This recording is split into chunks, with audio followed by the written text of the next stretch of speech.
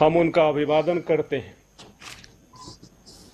बुंदेलखंड क्षेत्र में राष्ट्रीय महत्व की संस्था रानी लक्ष्मीबाई केंद्रीय कृषि विश्वविद्यालय झांसी की स्थापना वर्ष 2014 में हुआ। वर्तमान झांसी कैंपस में कृषि, फॉरेस्ट्री और हॉर्टिकल्चर का ग्रेजुएट एवं पोस्ट ग्रेजुएट शिक्षा दिया जाता है। यूनिवर्सिटी के शैक्षणिक भवन का निर्माण 127 करोड़ रुपया तथा प्रशासनिक भवन का निर्माण 29 करोड़ रुपए की लागत से किया गया। इन नवनिर्मित भवनों के उद्घाटन के अवसर पर केंद्रीय कृषि एवं किसान कल्याण, ग्रामीण विकास तथा पंचायत राज मंत्री श्री नरेंद्र सिंह तोमर जी से स्वागत भाषण हेतु अनुरोध करता हूं।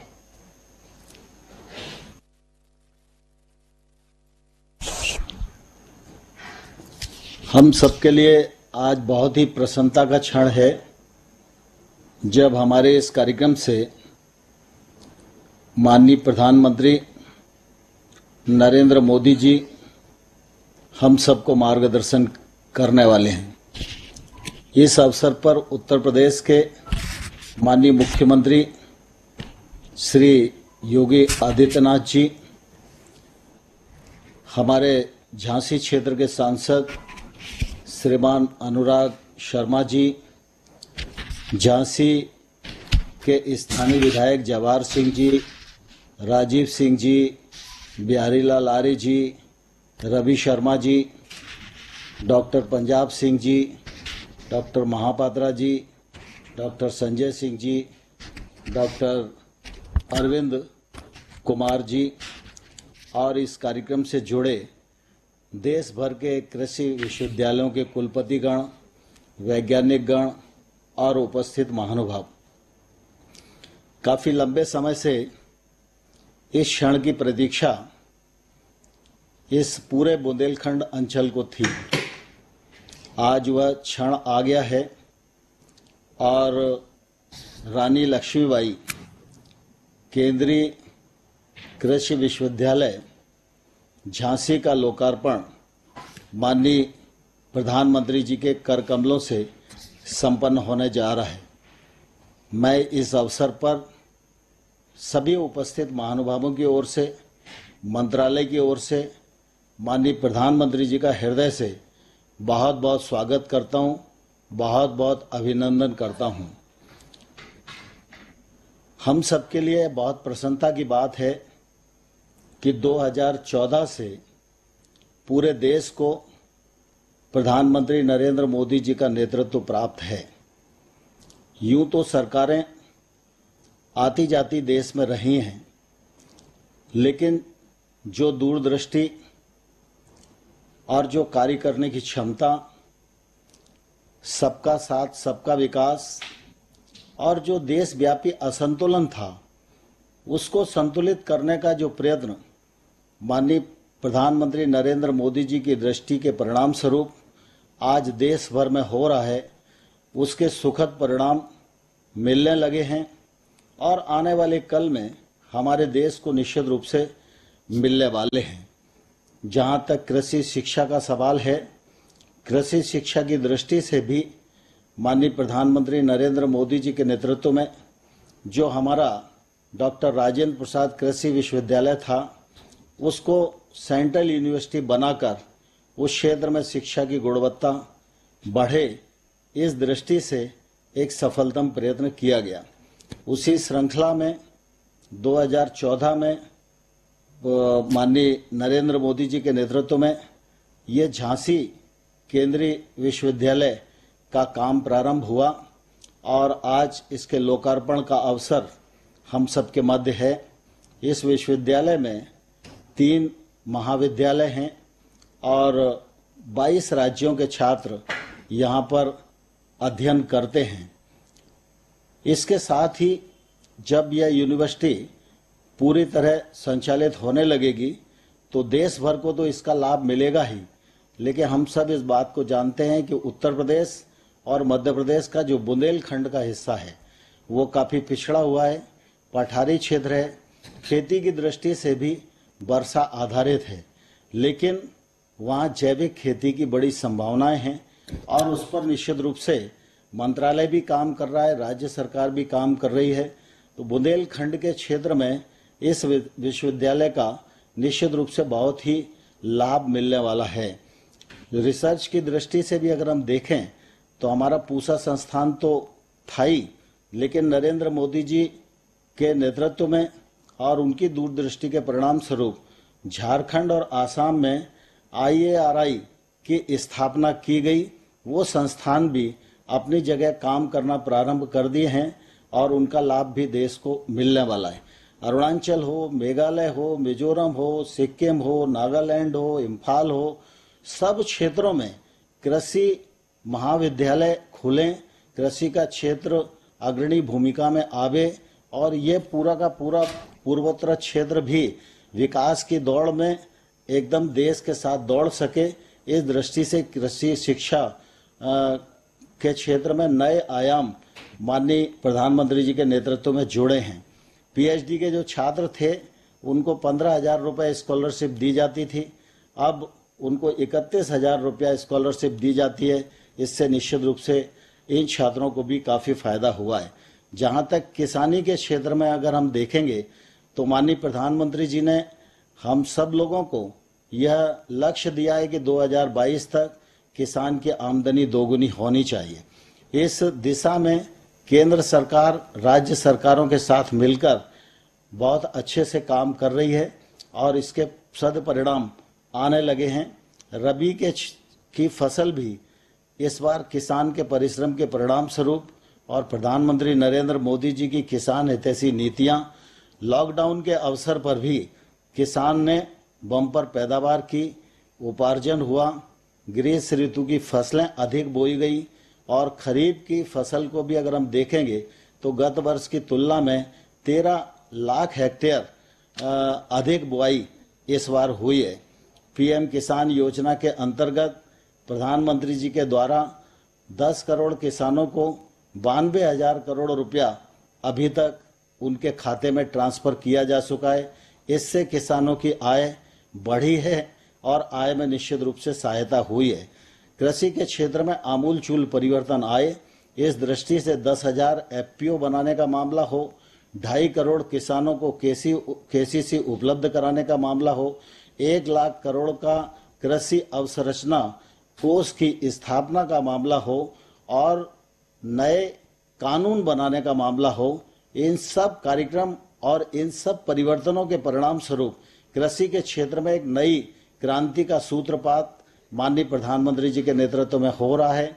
आज रानी लक्ष्मीबाई केंद्रीय कृषि विश्वविद्यालय का लोकार्पण संपन्न हो रहा है। इस अवसर पर हमारे मुख्यमंत्री योगी आदित्यनाथ जी भी जुड़े हैं और मुझे बहुत प्रसन्नता है कि केंद्र सरकार का कोई भी कार्यक्रम हो, चाहे PM किसान हो, चाहे KCC अभियान हो, चाहे FPO बनाने का मामला हो और चाहे बुंदेलखंड के पठारी क्षेत्र में हरियाली लाने का मामला हो, प्रधानमंत्री जी के दृष्टिकोण को उत्तर प्रदेश में 100% अमल करने में मुख्यमंत्री योगी आदित्यनाथ जी के नेतृत्व की भी बहुत भूमिका है।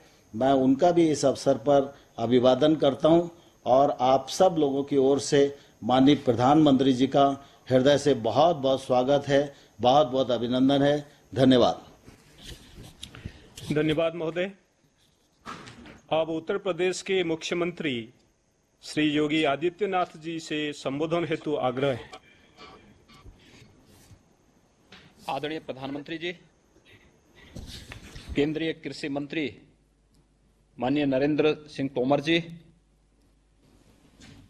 केंद्रीय कृषि राज्य मंत्रीगण श्री पुरुषोत्तम रूपाला जी, माननीय श्री कैलाश चौधरी जी, ICAR के महानिदेशक, माननीय सांसद झांसी श्री अनुराग शर्मा जी, माननीय विधायकगण श्री बिहारी लाल आर्य जी, श्री राजीव सिंह परीक्षा जी, श्री रवि शर्मा जी, श्री जवाहरलाल राजपूत जी,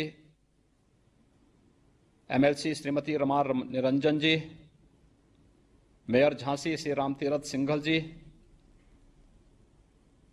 कुलपति श्री अरविंद कुमार जी और आज के इस केंद्रीय कृषि विश्वविद्यालय झांसी के उद्घाटन कार्यक्रम में उपस्थित सभी उपस्थित महानुभाव, मैं आदरणीय प्रधानमंत्री जी का इस महत्वपूर्ण अवसर पर उत्तर प्रदेश के नागरिकों की ओर से हृदय से अभिनंदन करता हूं कि आज आर्थिक रूप से प्रदेश के सबसे पिछड़े हुए क्षेत्र के रूप में जाने जाने वाले बुंदेलखंड में महारानी लक्ष्मीबाई के नाम पर एक कृषि विश्वविद्यालय का विधिवत उद्घाटन इस कोरोना कालखंड में भी आदरणीय प्रधानमंत्री जी के कर कमलों से संपन्न हो रहा है। यह हर व्यक्ति जानता है कि 2014 के बाद देश के अंदर हर एक क्षेत्र में नया परिवर्तन देखने को मिला है। लोगों की सोच में भी परिवर्तन आया है क्योंकि उनके पास एक यशस्वी नेतृत्व देश में है और कृषि क्षेत्र में किसानों की आमदनी को दोगुना करने, किसानों को तकनीक के साथ जोड़ने, उनकी बुनियादी समस्याओं का समाधान करने के लिए उन्हें जिस प्रकार की मदद शासन स्तर पर प्रारंभ हुई है, प्रधानमंत्री कृषि सिंचाई योजना के माध्यम से भी जिस प्रकार से व्यापक परिवर्तन देखने को मिला है और किसानों की आमदनी को न्यूनतम समर्थन मूल्य के माध्यम से कई गुना बढ़ोतरी करने में मदद मिली है। कृषि विज्ञान केंद्रों ने स्थानीय स्तर पर किसानों को तकनीक के साथ जोड़ने, समय पे उन्हें उन्नत बीज उपलब्ध कराने में भी जो योगदान दिया है, ऐसी एक नई सोच का परिणाम है। मैं इस अवसर पर आदरणीय प्रधानमंत्री जी का अभिनंदन इसलिए भी करता हूं कि बुंदेलखंड क्षेत्र, जिसमें उत्तर प्रदेश के 7 जनपद आते हैं और मध्य प्रदेश राज्य के भी कुछ जनपद आते हैं, यह प्रतिवर्ष सूखा की चपेट में होता था, लेकिन प्रधानमंत्री कृषि सिंचाई योजना की परियोजनाओं के समयबद्ध ढंग से आगे बढ़ने के परिणाम स्वरूप आज काफी हद तक इस समस्या का समाधान करने में हमें मदद मिली है। इसके साथ ही वहां पर पेयजल का संकट 2014 के पहले वहां पर टैंकर से पानी पहुंचाने की कार्रवाई होती थी और आज प्रधानमंत्री जल जीवन मिशन के माध्यम से हर घर नल की योजना अकेले बुंदेलखंड में आदरणीय प्रधानमंत्री जी के कर कमलों से 10,322 करोड़ रुपए की लागत से इन सभी जनपदों में हर घर नल की योजना जल जीवन मिशन के माध्यम से प्रारंभ हो चुकी है। सिंचाई की योजनाओं के माध्यम से भी पिछले 3 वर्ष के दौरान प्रदेश ने 4,000 करोड़ रुपए की 11 परियोजनाओं को बुंदेलखंड के अब तक पूरा किया है, जिसमें 2,20,000 हेक्टेयर लैंड को अतिरिक्त सिंचन की क्षमता अकेले बुंदेलखंड में अर्जित करने में हमें सहायता प्राप्त हुई है। बुंदेलखंड की जो एक अन्य समस्या थी, अन्ना प्रथा, जिसमें बड़े पैमाने पर जो निराश्रित गोवंश था, इसके कारण वहां फसलें समाप्त होती थीं। आज बुंदेलखंड में पिछले 3 वर्ष के अंदर 1535 गौ आश्रय स्थल बना करके 1,54,000 से अधिक गोवंश को उन गौ आश्रय स्थलों में सुरक्षित रखने, उनके नस्ल सुधार के साथ ही उन्हें खुरपका, मुंहपका जैसी बीमारियों से बचाने की कार्रवाई भी युद्ध स्तर पर आज बुंदेलखंड में प्रारंभ हुई है और स्वाभाविक रूप से यह हमारे लिए एक समृद्धि का आधार भी बनेगा, क्योंकि गौ आधारित कृषि को इसके माध्यम से आगे बढ़ाने में हमें मदद मिलेगी। आदरणीय प्रधानमंत्री जी ने देश के अंदर सुरक्षा क्षेत्र में भी, रक्षा क्षेत्र में भी आत्मनिर्भरता के लिए 2 डिफेंस कॉरिडोर की घोषणा की और उसमें से एक डिफेंस कॉरिडोर के 2 महत्वपूर्ण नोड बुंदेलखंड क्षेत्र में झांसी और चित्रकूट में है। डिफेंस कॉरिडोर में बुंदेलखंड में अब तक 2600 एकड़ भूमि हम लोगों ने इसके लिए अधिकृत की है और लगभग 36,000 करोड़ रुपए के एमओयू इस संबंध में निवेश के लिए भी बुंदेलखंड में हमें प्राप्त हुए हैं। फरवरी माह में आदरणीय प्रधानमंत्री जी ने बुंदेलखंड क्षेत्र में ही वहां पर अच्छी कनेक्टिविटी के लिए बुंदेलखंड एक्सप्रेसवे की आधारशिला रखी थी और मुझे प्रसन्नता है कि यह बताते हुए प्रसन्नता हो रही है कि 296 किलोमीटर का यह एक्सप्रेसवे अब तक लगभग 15% के अपने कार्य को तेजी के साथ आगे बढ़ाने में सफल हुआ है और 10% का जो एक माइलस्टोन था हमारे सामने, हम उसको समय से इस कोरोना कालखंड में भी उस लक्ष्य को प्राप्त करने में हमें मदद मिलेगी। प्रदेश में 2016 के पहले कुल 68 कृषि विज्ञान केंद्र थे। आज भारत सरकार के सहयोग से 20 नए कृषि विज्ञान केंद्र प्रदेश को मिले हैं। हर बड़े जनपद में 2 कृषि विज्ञान केंद्र और छोटे जनपद में 1 कृषि विज्ञान केंद्र के माध्यम से कृषि विश्वविद्यालयों को इन्हें जोड़ करके स्थानीय स्तर पर किसानों को कृषि की उन्नत तकनीक उपलब्ध कराने में इन कृषि विज्ञान केंद्रों की एक बड़ी भूमिका सामने आ रही है। प्रदेश में अब तक 4 राज्य कृषि विश्वविद्यालय पहले से कार्यरत हैं।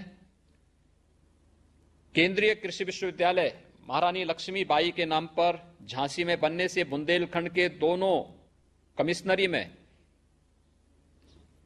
चित्रकूट कमिश्नरी में, बांदा में राज्य सरकार पहले से एक कृषि विश्वविद्यालय संचालित कर रही है और झांसी कमिश्नरी के लिए यह नया कृषि विश्वविद्यालय मिलने के कारण, इस कृषि विश्वविद्यालय के कारण न केवल बुंदेलखंड क्षेत्र में उत्तर प्रदेश और मध्य प्रदेश के पूरा बुंदेलखंड क्षेत्र इससे लाभान्वित होगा, अपितु इसके माध्यम से किसानों को हम आत्मनिर्भरता की ओर अग्रसर करने की आदरणीय प्रधानमंत्री जी के संकल्प को आगे बढ़ाने में हमें काफी मदद मिलेगी।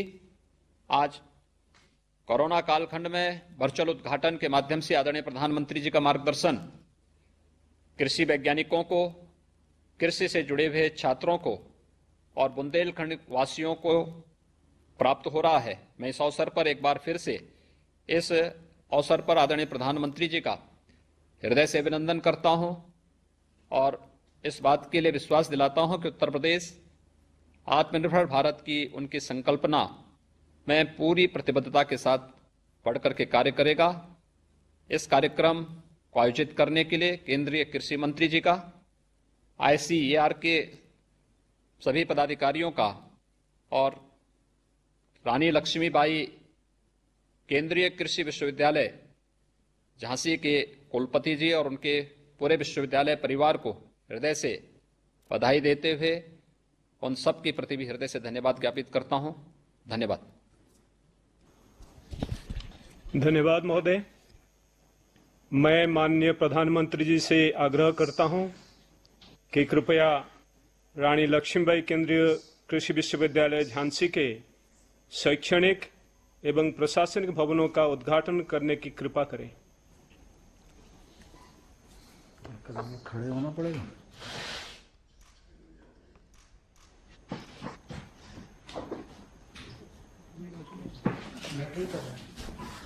ठीक है।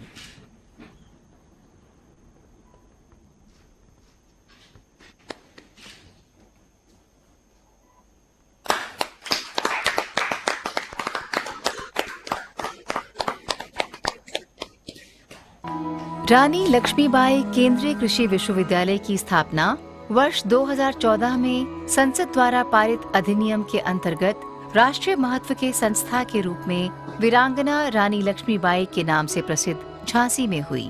विश्वविद्यालय लगभग 300 एकड़ के क्षेत्र में विस्तारित है। ये विश्वविद्यालय न केवल बुंदेलखंड अपितु देश के विभिन्न राज्यों के विद्यार्थियों को गुणवत्ता युक्त कृषि शिक्षा, अनुसंधान व किसानों को तकनीकी प्रशिक्षण प्रदान करने के लिए प्रतिबद्ध है। साथ ही साथ यहाँ उन्नत बीज भी उपलब्ध हो रहा है। इसके साथ ही पशु चिकित्सा एवं मत्स्य महाविद्यालय की स्थापना भी इसी विश्वविद्यालय के अंतर्गत दतिया में की जा रही है। दलहनी एवं तिलहनी फसलों के अनुसंधान का ये विशिष्ट केंद्र है।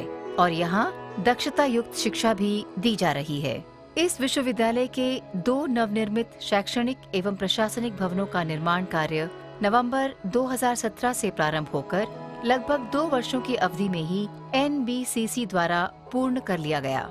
शैक्षणिक भवन का कुल क्षेत्रफल लगभग 17,500 वर्ग मीटर है, जिसमें 19 स्मार्ट क्लासरूम सहित विद्यार्थियों के लिए 23 शोध प्रयोगशालाएं भी उपलब्ध हैं। इसके साथ ही ये भवन सर्व सुविधा युक्त बहुउद्देशीय हॉल एवं सेमिनार हॉल से सुसज्जित है। प्रशासनिक भवन लगभग 5,000 वर्ग मीटर क्षेत्र में निर्मित है, जिसमें समिति कक्ष एवं बोर्ड रूम जैसी सभी महत्वपूर्ण सुविधाएं उपलब्ध हैं। विश्वविद्यालय में कुलपति, कुल सचिव, निदेशक, अधिष्ठाता के साथ साथ लगभग 14 राज्यों के उत्कृष्ट शिक्षक निरंतर अपनी सेवाएं दे रहे हैं।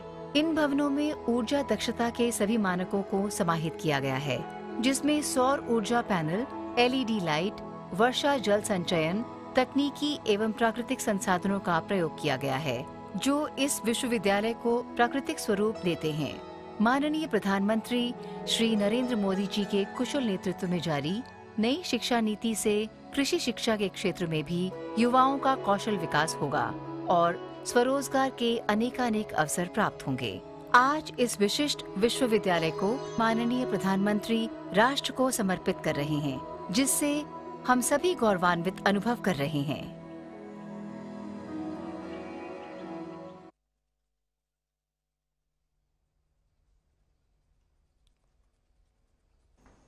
अब मैं डॉक्टर अरविंद कुमार, कुलपति रानी लक्ष्मीबाई केंद्रीय कृषि विश्वविद्यालय से आग्रह करता हूं कि विद्यार्थियों से सम्मान्य प्रधानमंत्री जी का परिचर्चा का संचालन करें। नमस्कार माननीय प्रधानमंत्री जी, योगांशी आर्या BSc ऑनर्स एग्रीकल्चर की सेकेंड ईयर की छात्रा हैं और मध्य प्रदेश के टीकमगढ़ की रहने वाली हैं। नमस्कार सर। युगांशी, आपके पास कई ऑप्शन हो सकते हैं। आपके सारे जो साथी मित्र होंगे, मैं नहीं मानता हूं कि इस प्रकार के विषय पढ़ने के लिए आपके सब साथियों को अच्छा लगता होगा, लेकिन आपने इस दुनिया को चुना, कृषि के क्षेत्र में आगे बढ़ने का तय किया। ऐसा क्यों किया? नमस्कार सर।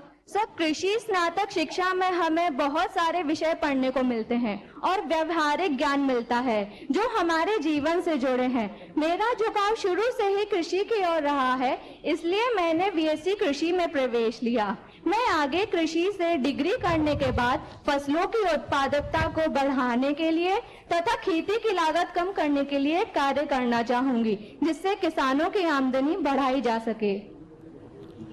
आपने कभी सोचा होगा कि भारत कृषि प्रधान देश है, भारत की आत्मा गांव में बसती है, उसके बावजूद भी बहुत सी सारी कृषि पैदाश ऐसी हैं जो भारत इंपोर्ट करता है। आप सभी कृषि क्षेत्र के विद्यार्थी हैं। आज एडिबल ऑयल के लिए करीब 75,000 करोड़ रुपीस हमारा विदेश जाता है। तो आपको लगता है कि आप जो योजनाएं बना रही हो तो भविष्य में भारत में मुट्ठी भर भी कृषि पैदावार कहीं से बाहर से लानी न पड़े, उसका लिस्टिंग बनाना, उस पर रिसर्च करना, उस पर काम करना, ये हो सकता है क्या? जी सर, जरूर हो सकता है। यदि सारे कृषि से जुड़े हुए व्यक्ति अपनी पूरी क्षमता और परिश्रम के साथ लगे रहें और खेती को आगे बढ़ाने के लिए कुछ अच्छा इनोवेटिव सोचे तो वो जरूर हो सकता है। जैसा कि आपने आत्मनिर्भर भारत बनाने की बात कही है, उसमें युवा को बहुत ज्यादा प्रोत्साहन मिला है, जिससे वो अपना स्टार्टअप खोल सकते हैं, अपने खुद के व्यवसाय खोल सकते हैं और जो जिसमें उनकी रुचि है वो कार्य वो कर सकते हैं। चलिए योगांशी, मैं आपको बहुत शुभकामनाएं देता हूं, बहुत बधाई देता हूं। आप इस क्षेत्र में प्रगति करें और वैसे भी हमारे देश का कृषि क्षेत्र ज्यादातर महिलाओं ने संभाला हुआ है। पशुपालन का हो या कृषि का हो, महिलाओं का योगदान सदियों से हमारे यहाँ बहुत बड़ा रहा है, लेकिन हमारी व्यवस्था ऐसी है कि उसको अलग से रिकॉग्नाइज नहीं किया जाता है। आपके वहाँ आने से जरूर कृषि क्षेत्र को नई ताकत मिलेगी। मेरी तरफ से आपको बहुत शुभकामनाएं हैं। धन्यवाद।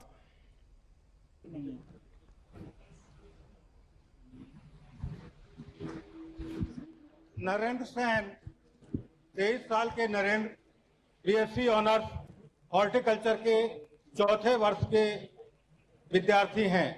राजस्थान के जयपुर में प्रताप नगर सांगानेर के रहने वाले हैं। नमस्कार सर। नमस्कार सर। चलिए, आज एक नरेंद्र को दूसरे नरेंद्र से बात करने का मौका मिल गया। सर ये तो मेरा सौभाग्य है।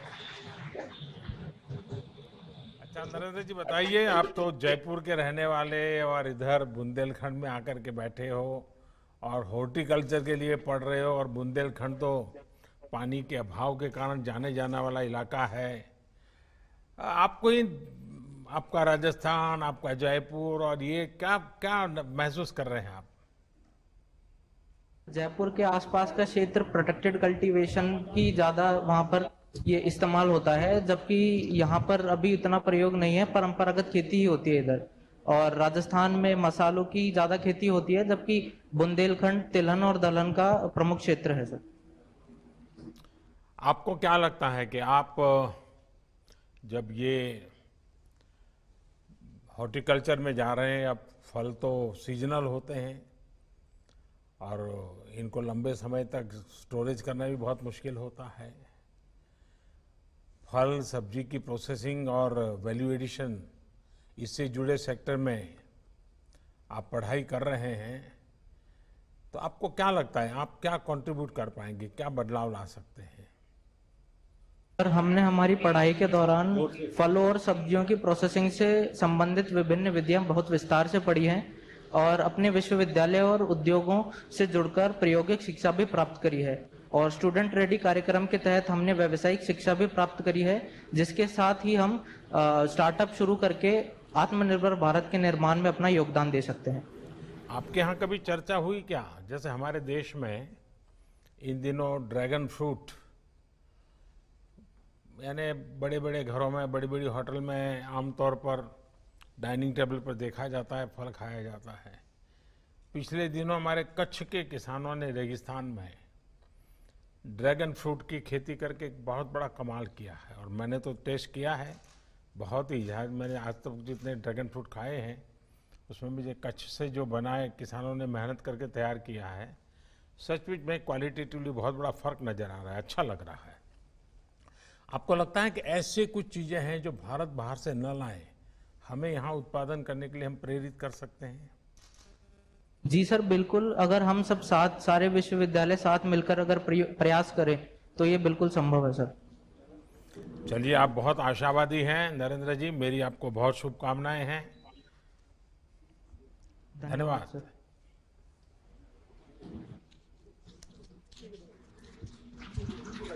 21 वर्ष की Swati Singh BSc honours agriculture की तीसरे वर्ष की छात्रा हैं।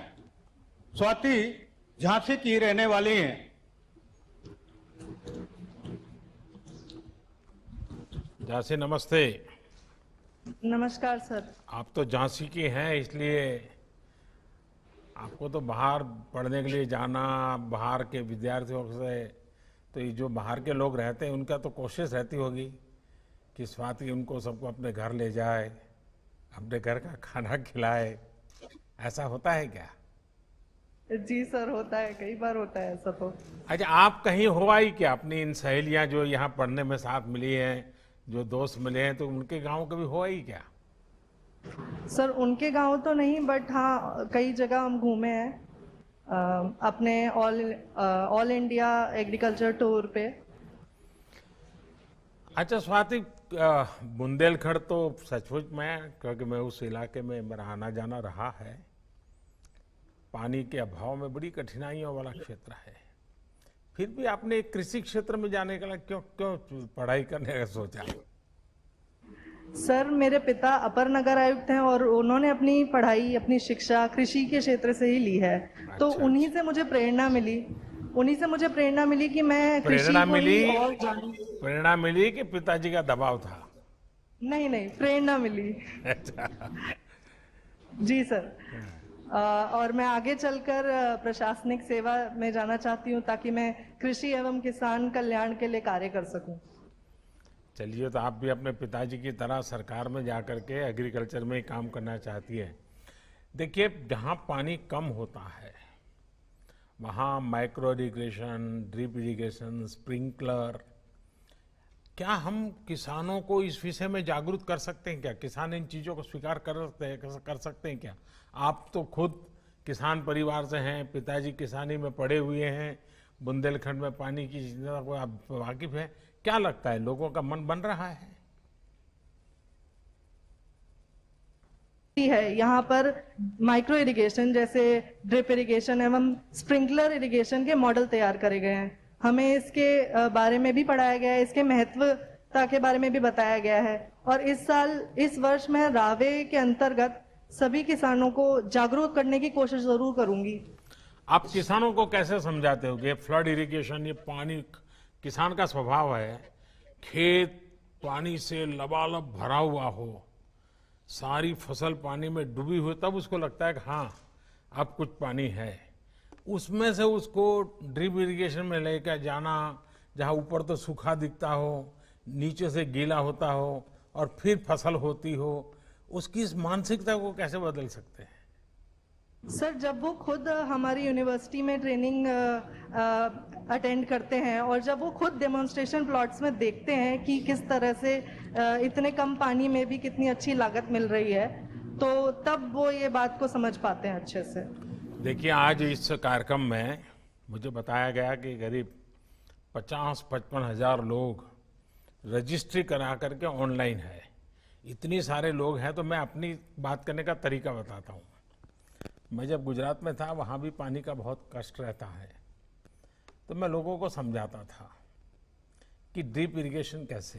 तो मैं कहता कि मान लीजिए घर में छोटा बालक है और न वेट बढ़ रहा है, न वो खिल उठता है, बड़ा मुरझाया हुआ दुबला पतला है, और हर माँ बाप चाहता है कि बेटा स्वस्थ हो, दौड़ता हो, हंसता खेलता हो, ऐसा बच्चा हो, और माँ बाप चाहेंगे। लेकिन अगर कोई माँ बाप डेली बाल्टी भर दूध ला करके उसमें बादाम, पिस्ता, केसर सब चीजें डाल करके उस दूध से उसको नहला दे, तो उसका स्वास्थ्य ठीक होगा क्या? वो तंदुरुस्त होगा क्या? होगा क्या स्वाति? नो सर, नहीं होगा। लेकिन अगर समझदारी से एक एक चम्मच थोड़ा थोड़ा दूध पिला दे, तो कुछ महीनों के बाद बदलाव आएगा कि नहीं आएगा? तो जैसे बालक को दूध से नहलाने से स्वस्थ नहीं होता है, एक एक चम्मच दूध पिलाने से बदलाव की संभावना बनती है, ये फसल का भी ऐसा ही है। पानी से पूरा भर देने से जितना फायदा होता है, उससे ज्यादा बूंद बूंद पानी अगर उसके मिलती है तो फसल बहुत बढ़िया बनती है। ये बात बड़े सरल शब्दों में लोगों को समझानी चाहिए। और पानी की रिसाइकलिंग हो, बरसात के पानी को कैसे जमीन के नीचे स्टोर किया जाए, इसके लिए जो आधुनिक और कम खर्च वाली तकनीक है, उनके बारे में जानकारी सामान्य जन तक पहुंचाना जरूरी है। अगर आप इजराइल की वेबसाइटें देखेंगे, वहां के एग्रीकल्चर की, बुंदेलखंड को वहां के कई मॉडल काम आ सकते हैं। तो मैं चाहूंगा कि आप पढ़ लिख करके इसी इलाके में कृषि क्षेत्र में काम करने जा रही हो, तो जरूर आपका ज्ञान और आपका अनुभव और आपके पिताजी के आशीर्वाद जरूर इस क्षेत्र के किसानों की स्थिति को बदलेंगे, कृषि की स्थिति को बदलेंगे। मेरी बहुत शुभकामनाएं हैं। सर।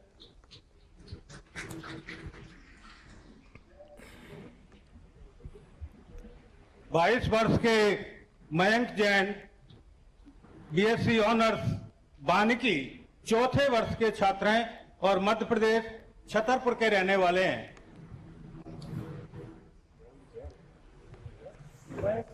नमस्ते मयंक। नमस्कार सर। तो ये वानिकी, ये फॉरेस्ट्री की छात्र कैसे बन गए आप? सर मेरा पहले से ही फॉरेस्ट्री में रुझान था। मेरे गांव के पास में ही पन्ना टाइगर रिजर्व है, मैं अक्सर वहां जाया करता था और जब मेरा यहाँ सिलेक्शन हुआ तो उसके बाद मेरा लगाव और भी ज्यादा बढ़ गया। लेकिन वहां की तो जिंदगी बड़ी कष्टदायक होती है, कैसे जियोगे आप वहां जाके, कैसे काम करोगे? सर जितनी कष्टदायक है पर प्रकृति के अनुभवों को जो महसूस करते हैं तो वो बहुत ही आरामदायक बन जाती है। अच्छा, अभी जब छुट्टियों में जाते हैं तो फॉरेस्ट में चले जाते हैं? यस सर, बिल्कुल। और कौन से फॉरेस्ट देखे हैं आपने हिंदुस्तान में? सर मैंने ऑल इंडिया टूर जब गया था तो साउथ कैंपस के कुछ फॉरेस्टों में विजिट की थी। उसके अलावा झांसी के आसपास जितने भी जैसे बनगुआ और बाकी के फॉरेस्ट एरिया में भी विजिट की है। अच्छा, आपको क्या लगता है कि हमें फॉरेस्ट को बचाना भी है और फॉरेस्ट कवर को बढ़ाना भी है? तो आप अब पढ़ाई कर रहे हो तो आपको क्या लगता है, और आपने फॉरेस्ट में घूमे फिरे हो, उससे परिचित हो, तो क्या करना चाहिए, क्या लगता है आपको? सर जैसा कि हम जानते हैं कि वन हमारा एक अमूल्य उपहार है प्रकृति का। तो भारत में जितने भी राज्य हैं वहां पे मानक रूप से थोड़ा कम है फॉरेस्ट एरिया। इसके लिए हम अधिक से अधिक वृक्षारोपण कर, वन महोत्सव के प्रोग्राम और हर मेड़ पर पेड़ की नीति को अपनाकर इसके फॉरेस्ट कवर को बढ़ा सकते हैं। इसके अलावा जो भारत में डिग्रेडेड लैंड है वहां पे अधिक से अधिक पौधों का लगाकर हम इसको बढ़ावा दे सकते हैं। आज दुनिया में बहुत बड़ी फॉरेस्ट में आग की घटनाएं दुनिया के समृद्ध से समृद्ध देशों को भी हिला देती हैं। तो फॉरेस्ट की रचना में पहले से ही आग फैलने की स्थिति को रोकना, कुछ मान लीजिए 1 स्क्वायर किलोमीटर का फॉरेस्ट हो, फिर बीच में कुछ ऐसी स्थिति हो कि आग आगे पीछे फैले नहीं, इसकी वजह से व्यवस्था हो, इस पर कुछ काम हो सकता है क्या? यस सर, जैसा कि इस पर फॉरेस्ट सर्वे ऑफ इंडिया द्वारा कई फॉरेस्ट प्रोन जो फायर प्रोन एरिया हैं उनको चिन्हित किया गया है। तो वहां पर समर सीजन में वैसे भी फॉरेस्ट लाइन का निर्माण कर दिया जाता है जिससे एक जगह से दूसरी जगह फॉरेस्ट फायर ना बढ़ सके। देखिए मयंक जी, आपने बहुत ही अच्छा क्षेत्र लिया है और मुझे लगता है कि दुनिया जो आज क्लाइमेट चेंज को लेकर के परेशान है, एनवायरनमेंट के विषय में कॉन्शियसनेस आ रहा है, जितना महत्व ऑर्गेनिक फार्मिंग का बढ़ रहा है उससे भी ज़्यादा महत्व फॉरेस्ट कवर को बढ़ाने के लिए हो रहा है।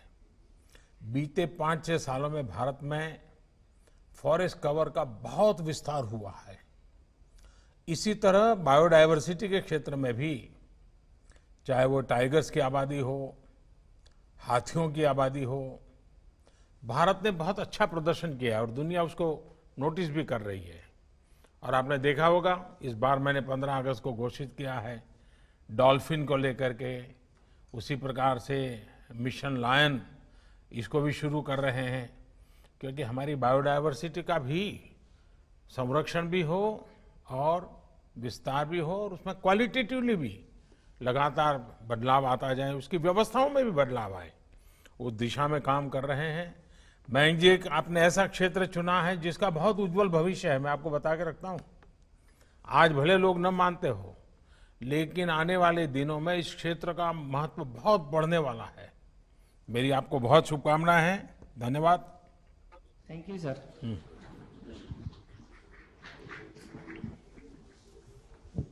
22 वर्ष के टोनी मनोज कुमार नंदी पामू आंध्र प्रदेश के कृष्णा जिले के रहने वाले हैं। यहाँ पर यह एमएससी एजी सत्य विज्ञान दूसरे वर्ष के छात्र हैं। नमस्कार। नमस्ते, क्या शुभ नाम आपका? Tony Manoj Kumar sir. नहीं, टोनी नाम है या मनोज कुमार नाम है?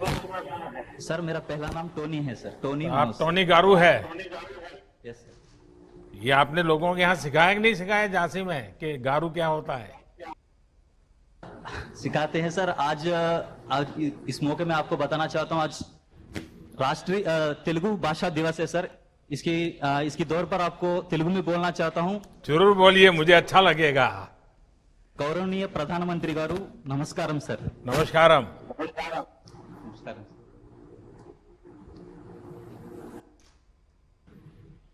हाँ, कुछ कह रहे थे टोनी? सर हाँ जी सर। सर आपको सर तेलुगु में बोल सकता हूँ सर? हाँ बोलिए बोलिए। సార్ మీ యొక్క కార్యక్రమాలు కానీ మీరు చేసిన కృషి సంక్షేమ పథకాలు కానీ మొత్తం దేశం మొత్తానికి ఎంతో శుభకరంగా ఆశీర్వాదకరంగా ఉన్నాయి సార్। దాని కొరకు మీకు ధన్యవాదాలు తెలియజేస్తున్నాం సార్। देखिए मुझे समझ आ गया। देखिए मैं आशीर्वाद देने वालों में से नहीं हूं, मैं तो आपका साथी हूं और हम सब ने मिलकर के प्रकृति के आशीर्वाद लेने हैं, परमात्मा के आशीर्वाद लेने हैं और जो लक्ष्य तय किए हैं उसको पार करना है। अच्छा टोनी, आप बताइए, आप अपनी पढ़ाई के अलावा भी आंध्र प्रदेश की कृषि और ग्रामीण जीवन से जुड़ी प्रैक्टिस को, वहाँ के अलग अलग तरीके हैं, जैसे आपके यहाँ इमली बहुत है, आपके यहाँ हल्दी बहुत है, इन चीज़ों से इनको परिचित करा रहे हैं क्या? इन सब आपके साथी पूछते हैं क्या आपको? जी जरूर। जी हमारे आंध्र प्रदेश में बहुत से धान एवं आम, इसके साथ साथ इमली, तंबाकू और हल्दी का भी बहुत ज्यादा पैदावार होता है सर। इसको मेरे दोस्तों, मेरे साथियों के साथ बहुत शेयर करते हैं और चर्चा भी करते हैं। और मेरा सौभाग्य ये है कि इस केंद्रीय कृषि विश्वविद्यालय में 22 राज्यों का छात्र है सर। उन सब लोगों को मिलके उनके साथ चर्चा करने से मुझे बहुत अच्छा मौका मिला है सर। इसके लिए मैं बहुत इस यूनिवर्सिटी को बहुत धन्यवाद बताना चाहता हूं सर। और इसके साथ झांसी के क्षेत्र के अनुकूल, हम यहाँ इस झांसी के क्षेत्र के अनुकूल चने के संरक्षित खेती यानी कंजर्वेशन एग्रीकल्चर पे काम किए हैं सर हमारे मास्टर्स डिग्री में। इसमें 3 सिद्धांत होता है सर। पहला है कम से कम जुताई करना खेती में, और दूसरी है फसलों का चक्कर फॉलो करना, और तीसरी है हमारी जो फसल का अवशेष है वो खेती पे इससे रहने देना या कि बिछा देना। इससे यह होता है कि मृदा के सेहत के साथ साथ मोस्टली प्रोडक्शन एंड प्रोडक्टिविटी पे बहुत इफेक्ट पड़ा है सर। ये तो हमने हमारा मास्टर्स के थीसिस से भी ये इफेक्ट निकला है सर इससे। टोनी, आपको मालूम है ऑस्ट्रेलिया की एक यूनिवर्सिटी के साथ हम लोग 2 क्षेत्रों में रिसर्च का काम कर रहे हैं, एक चना और दूसरा बनाना। दोनों में काफ़ी अच्छा, मैं पिछली बार जब ऑस्ट्रेलिया गया था तो सारे प्रोजेक्ट को देखने गया था। भारत के और ऑस्ट्रेलिया के साइंटिस्ट मिल करके उस पर काफ़ी काम कर रहे हैं। आपकी यूनिवर्सिटी में अगर शायद हो सकता है वो सारी चीज़ें वेबसाइट पे होगी तो उससे मैं इस दिशा में आप काम कर सकते हो। देखिए फर्टिलाइज़र का उपयोग कम हो, मुझे लगता है इसके लिए भी बहुत बड़ी जागरूकता फैलाना जरूरी है। और आप पढ़े लिखे नौजवान, जो कृषि जगत से जुड़े हुए नौजवान, ये जब ये बात समझाएंगे किसानों को, उनमें विश्वास पैदा करेंगे। और किसान का स्वभाव है वो कान से सुनी हुई बातों को बहुत कम मानता है। किसान आंख से देखी हुई चीजों पर विश्वास ज्यादा करता है। जब तक आप उसको सफलता दिखाते नहीं हो वो फॉलो नहीं करता है। तो उस दिशा में कुछ कर रहे हैं क्या आप? जरूर। नॉर्मली देश में किसानों बहुत ज्यादा यूरिया या कि कोई दूसरी फर्टिलाइजर का बहुत ज्यादा प्रयोग करता है। और इस दौरान से मतलब मोस्टली फर्टिलाइजर का नेगेटिव इफेक्ट्स या कि साइड इफेक्ट्स बहुत ज्यादा मिट्टी के सेहत, इसके साथ साथ मनुष्यों का स्वास्थ्य पर भी बहुत बड़ा दुष्प्रभाव दिखा रहा है। मोस्टली आपके द्वारा प्रारंभ किया गया जो स्कीम है सॉइल हेल्थ कार्ड या नीम कोटेड यूरिया, इन स्कीमों के द्वारा जो यूरिया या कि कोई दूसरे अन्य फर्टिलाइजर कुछ भी हो, इसके जो हो रहा है इसके खेती पे लागत कम हो रहा है। इसके साथ साथ मिट्टी के स्वास्थ्य पर भी बहुत जो असर पड़ रहा है उसको भी कम कर सकता है। जो किसान है, सॉइल हेल्थ कार्ड का रिपोर्ट के अनुसार फर्टिलाइजर को अप्लाई किया जा रहा है आजकल। इससे मिट्टी का स्वास्थ्य पर भी बहुत अच्छा इफेक्ट दिख रहा है, ताकि एक्स्ट्रा फर्टिलाइजर यूज ना हो रहा है। और इसके साथ साथ जो पहले यूरिया जो है उसका एफिशिएंसी बहुत कम थे, इसका अब जो नीम कोटेड यूरिया आया है, नीम कोटेड यूरिया आने के बाद जो टोटल यूरिया जो कंजम्पशन होता है उसमें 10% तो यूरिया कंजम्पशन कम हो गया है। इस एरिया में जो सॉइल हेल्थ कार्ड जो बहुत अच्छा सक्सेसफुल स्कीम हुआ है और इसके लिए हम बहुत खुश हैं सर। देखिए, मैं सभी एग्रीकल्चर से जुड़े लोगों से जरूर कहना चाहूँगा, और टोनी आप भी अपने साथियों को बता सकते हैं, ऑर्गेनिक फार्मिंग और ऑर्गेनिक एग्रीकल्चर प्रोडक्ट्स, ये दुनिया में उसकी बहुत मांग है, बहुत वैल्यू है। भारत के लोगों को ये चीज़ें हस्तगत है। हम सदियों से इसी के आदी थे, बीच में ही हम थोड़ी गाड़ी डिरेल हो गई है, हम बहुत तेजी से इसको अडॉप्ट कर सकते हैं। उसी प्रकार से आपने देखा होगा इन दिनों प्रयोग चल रहे हैं जीरो बजट फार्मिंग। बहुत आसानी से किसान इसको बढ़ाया जा सकता है, और मैं चाहूँगा कि जितनी बड़ी मात्रा में हमारा देश, हमारे किसान ऑर्गेनिक फार्मिंग पे जाएं और ऑर्गेनिक फार्म प्रोडक्ट्स को ग्लोबल मार्केट के लिए हम तैयार करें, बहुत बड़ा परिवर्तन मिलेगा। टोनी, मेरी आपको बहुत शुभकामनाएं हैं, आपको, आपके साथियों को सफलता मिले। धन्यवाद। धन्यवाद सर। धन्यवाद महोदय। सम्मान्य प्रधानमंत्री जी को मार्गदर्शन एवं आशीर्वचन देने के लिए सादर आमंत्रित करता हूं। हमारे देश के कृषि मंत्री श्रीमान नरेंद्र सिंह जी तोमर, केंद्रीय मंत्रिपरिषद के मेरे अन्य साथी, उत्तर प्रदेश के मुख्यमंत्री योगी आदित्यनाथ जी, अन्य अतिथिगण, सभी विद्यार्थी मित्र और देश के हर कोने से जुड़े हुए इस वर्चुअल समारोह में उपस्थित सभी मेरे प्यारे भाई और बहनों, रानी लक्ष्मीबाई केंद्रीय कृषि विश्वविद्यालय के नए शैक्षणिक और प्रशासनिक भवन के लिए मैं आप सभी को बहुत बहुत बधाई देता हूं, बहुत शुभकामनाएं देता हूं। यहां से पढ़कर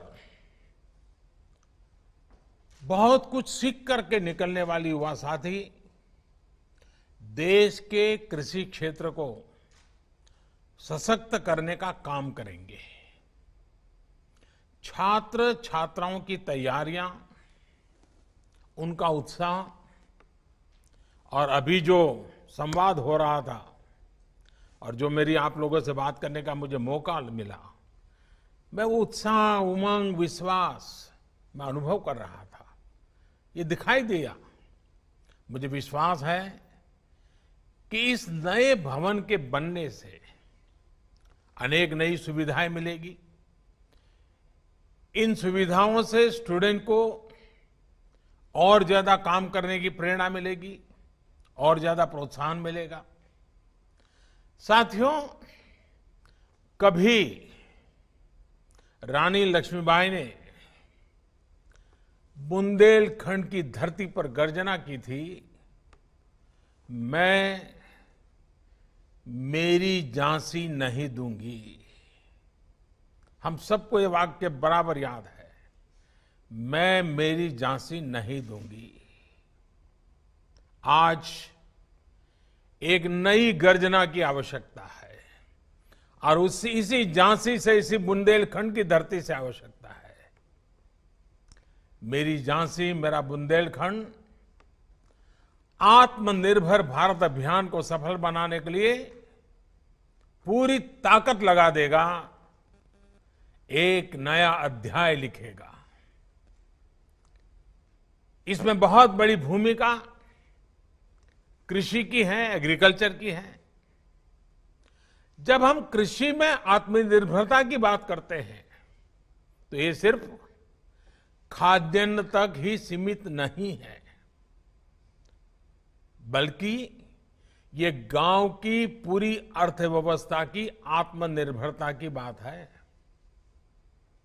ये देश के अलग अलग हिस्सों में खेती से पैदा होने वाले उत्पादों में वैल्यू एडिशन करके देश और दुनिया के बाजारों में पहुंचाने का मिशन है।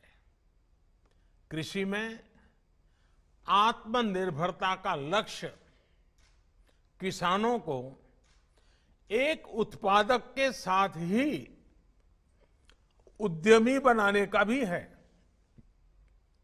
जब किसान और खेती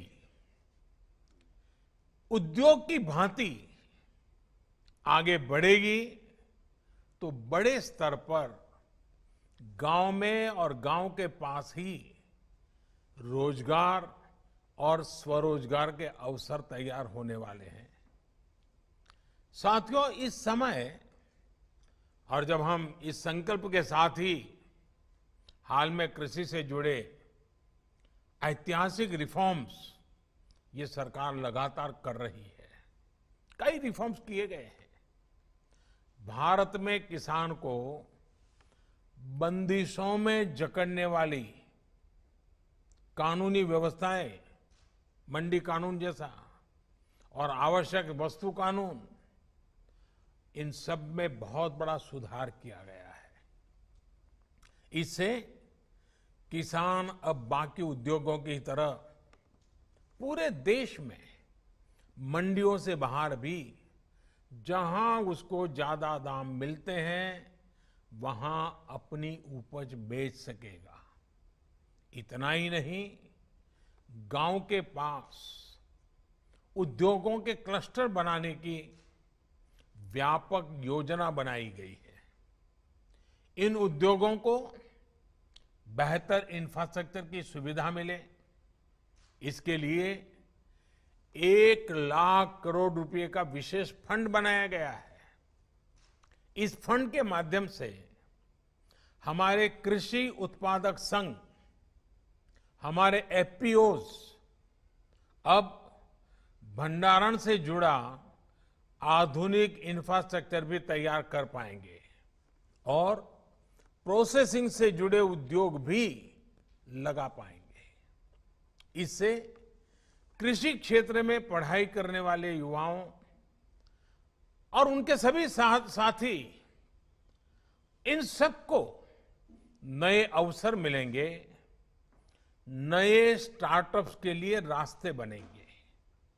साथियों, आज बीज से लेकर के बाजार तक खेती को टेक्नोलॉजी से जोड़ने का, आधुनिक रिसर्च के फायदों को जोड़ने का निरंतर काम किया जा रहा है।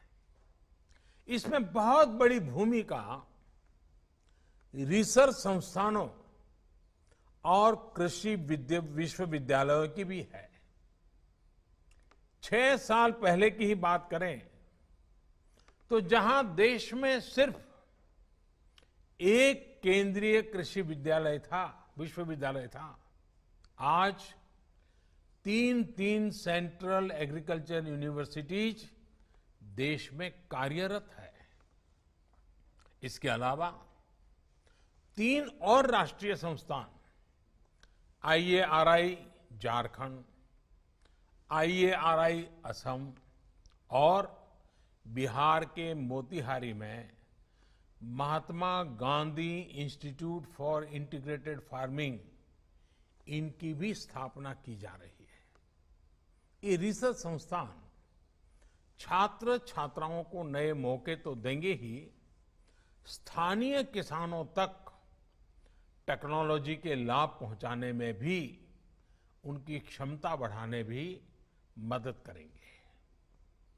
अभी देश में सोलर पंप, सोलर ट्री स्थानीय जरूरतों के मुताबिक तैयार किए गए बीज, माइक्रो इरिगेशन, ड्रिप इरिगेशन, अनेक क्षेत्रों में एक साथ काम हो रहा है। इन प्रयासों को ज्यादा से ज्यादा किसानों तक पहुंचाने के लिए खासतौर पर बुंदेलखंड के किसानों को इससे जोड़ने के लिए आप सभी की बहुत बड़ी भूमिका है।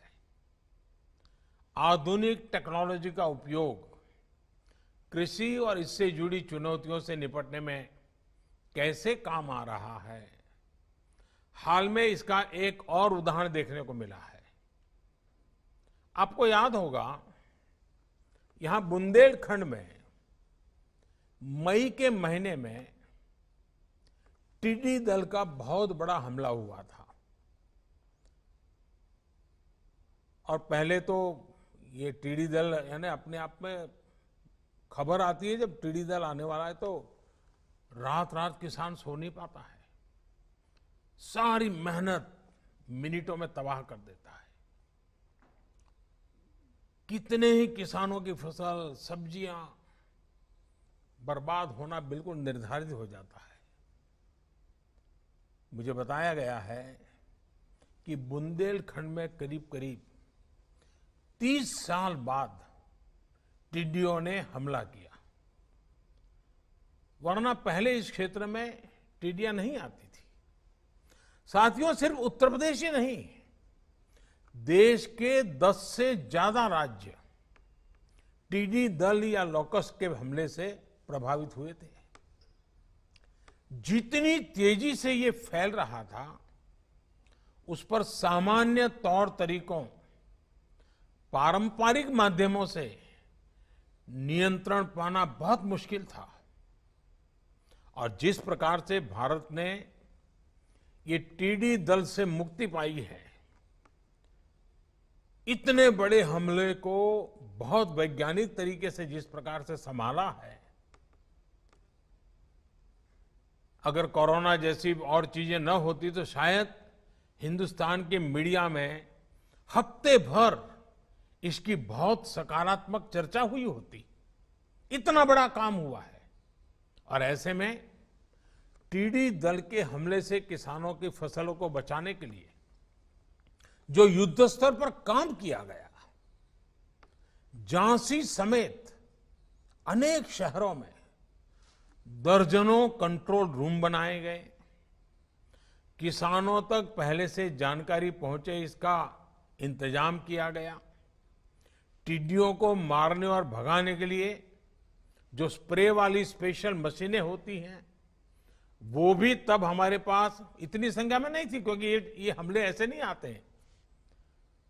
सरकार ने तुरंत ऐसी दर्जनों आधुनिक मशीनों को खरीदकर झीलों तक पहुंचाया।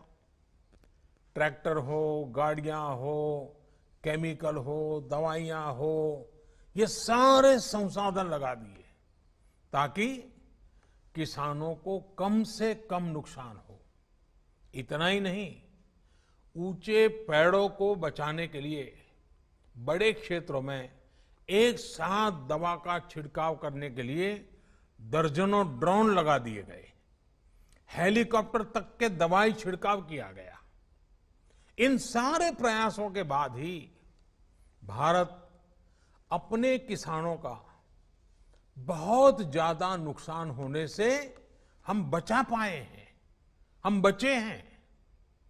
स्थानीय ड्रोन टेक्नोलॉजी हो, दूसरी आर्टिफिशियल इंटेलिजेंस की टेक्नोलॉजी हो, आधुनिक कृषि उपकरण हो, इसको देश की कृषि में अधिक से अधिक उपयोग में लाने के लिए आप जैसे युवा रिसर्चर्स को, युवा वैज्ञानिकों को निरंतर एक समर्पित भाव से वन लाइफ वन मिशन की तरह काम करना होगा।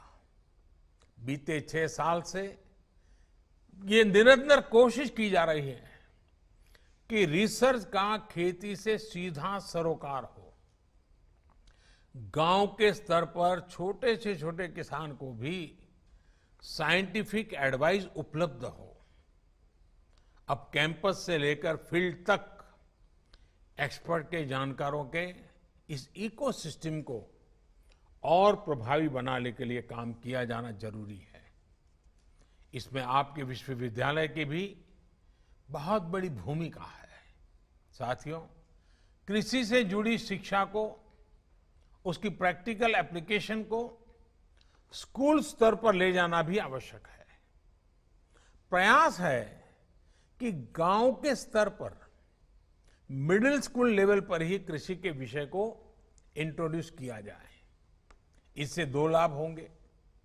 एक लाभ तो ये होगा कि गांव के बच्चों में खेती से जुड़ी जो एक स्वाभाविक समझ होती है, उसका वैज्ञानिक तरीके से विस्तार होगा। दूसरा लाभ ये होगा कि वो खेती और इससे जुड़ी तकनीक, व्यापार, कारोबार, इसके बारे में अपने परिवार को ज्यादा जानकारी दे पाएंगे। इससे देश में एग्रो एंटरप्राइज को भी और बढ़ावा मिलेगा। नई राष्ट्रीय शिक्षा नीति में, नेशनल एजुकेशन पॉलिसी में, इसके लिए भी अनेक जरूरी रिफॉर्म्स किए गए हैं। साथियों, कितनी ही चुनौतियां क्यों न हो, निरंतर उनका मुकाबला करना हमेशा से, सिर्फ लक्ष्मीबाई के जमाने से नहीं, हमेशा से बुंदेलखंड अगुवाई करता रहा है। बुंदेलखंड की यही पहचान रही है कि कोई भी संकट के सामने मुकाबला करना। कोरोना के खिलाफ बुंदेलखंड के लोग भी डटे हुए हैं। सरकार ने भी प्रयास किया है कि लोगों को कम से कम दिक्कत हो, गरीब का चूल्हा जलता रहे। इसके लिए उत्तर प्रदेश के करोड़ों गरीब और ग्रामीण परिवारों को, जैसे देश के अन्य भागों में मुफ्त राशन दिया जा रहा है, आपके यहां भी दिया जा रहा है। बुंदेलखंड की करीब करीब 10 लाख गरीब बहनों को इस दौरान मुफ्त गैस सिलेंडर दिए गए हैं। लाखों बहनों के जनधन खाते में हजारों करोड़ रुपए जमा किए गए हैं। गरीब कल्याण रोजगार अभियान के तहत अकेले उत्तर प्रदेश में 700 करोड़ रुपए से अधिक का खर्च अब तक किया जा चुका है, जिसके तहत लाखों कामगार साथियों को रोजगार उपलब्ध हो रहा है। मुझे बताया गया है कि इस अभियान के तहत यहां बुंदेलखंड में भी सैकड़ों तालाबों को ठीक करने और नए तालाब बनाने का काम किया गया है। साथियों, चुनाव से पहले जब मैं झांसी आया था, तब मैंने बुंदेलखंड की बहनों से कहा था कि बीते 5 वर्ष शौचालय के लिए थे और आने वाले 5 वर्ष पानी के लिए होंगे। बहनों के आशीर्वाद से हर घर जल पहुंचाने का अभियान तेजी से आगे बढ़ रहा है। यूपी और एमपी में ये बुंदेलखंड फैला हुआ है। ये बुंदेलखंड के सभी जिलों में पानी के स्रोतों का निर्माण करने और पाइपलाइन बिछाने का काम निरंतर जारी है। इस क्षेत्र में 10,000 करोड़ रुपए से अधिक की करीब 500 जल परियोजनाओं की स्वीकृति दी जा चुकी है। पिछले 2 महीने में इनमें से करीब करीब 3,000 करोड़ रुपए की परियोजनाओं पर काम शुरू भी हो चुका है। जब ये तैयार हो जाएगी तो इससे बुंदेलखंड के लाखों परिवारों को सीधा लाभ होगा। इतना ही नहीं, बुंदेलखंड में भूजल के स्तर को ऊपर उठाने के लिए अटल भूजल योजना पर भी काम चल रहा है। झांसी, महोबा, बांदा, हमीरपुर, चित्रकूट और ललितपुर, इसके साथ साथ पश्चिम यूपी के सैकड़ों गांवों में जल स्तर को सुधारने के लिए 700 करोड़ रुपए से अधिक की योजना पर काम जारी है। साथियों, बुंदेलखंड के एक और बेतवा बहती है और दूसरी ओर केन नदी बहती है। उत्तर दिशा में मां यमुना जी हैं, लेकिन स्थितियां ऐसी हैं कि इन नदियों के पानी का पूरा लाभ पूरे क्षेत्रों को नहीं मिल पाता है। इस स्थिति को बदलने के लिए भी केंद्र सरकार निरंतर प्रयास कर रही है। केन बेतवा नदी लिंक परियोजना में इस क्षेत्र के भाग्य को बदलने की बहुत ताकत है। इस दिशा में हम दोनों राज्य सरकारों के साथ लगातार संपर्क में हैं, काम कर रहे हैं। मुझे पूरा विश्वास है कि एक बार जब बुंदेलखंड को पर्याप्त जल मिलेगा तो यहां जीवन पूरी तरह से बदल जाएगा। बुंदेलखंड एक्सप्रेसवे हो या फिर डिफेंस कॉरिडोर, हजारों करोड़ रुपए के प्रोजेक्ट भी यहां रोजगार के हजारों नए अवसर बनाने का काम करेंगे। वो दिन दूर नहीं जब वीरों की ये भूमि झांसी और इसके आसपास का ये पूरा क्षेत्र देश को रक्षा क्षेत्र में आत्मनिर्भर बनाने के लिए एक बड़ा क्षेत्र विकसित हो जाएगा। यानी एक तरह से बुंदेलखंड में जय जवान, जय किसान और जय विज्ञान का मंत्र चारों दिशाओं में गूंजेगा। केंद्र सरकार और उत्तर प्रदेश की सरकार बुंदेलखंड की पुरातन पहचान को, इस धरती के गौरव को समृद्ध करने के लिए प्रतिबद्ध है। भविष्य की मंगल कामनाओं के साथ एक बार फिर यूनिवर्सिटी के नए भवन की आप सबको बहुत बहुत बधाई। 2 गज की दूरी, मास्क है जरूरी, इस मंत्र को आप हमेशा याद रखिए। आप सुरक्षित रहेंगे तो देश सुरक्षित रहेगा। आप सभी का बहुत बहुत आभार, धन्यवाद।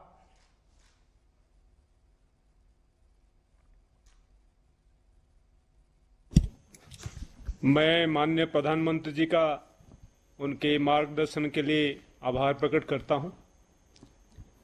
मैं उत्तर प्रदेश के मुख्यमंत्री जी श्री योगी आदित्यनाथ जी का भी आभार प्रकट करता हूं तथा केंद्रीय कृषि एवं किसान कल्याण मंत्री श्री नरेंद्र सिंह तोमर और राज्य मंत्री सम्माननीय श्री रूपाला जी और श्री कैलाश चौधरी जी का भी धन्यवाद देता हूं।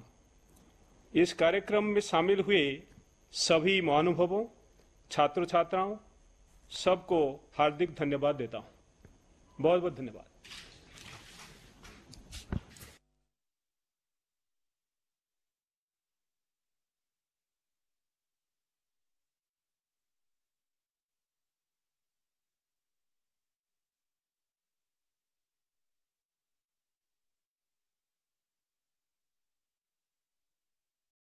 Great opportunities in the agriculture sector, in food processing, organic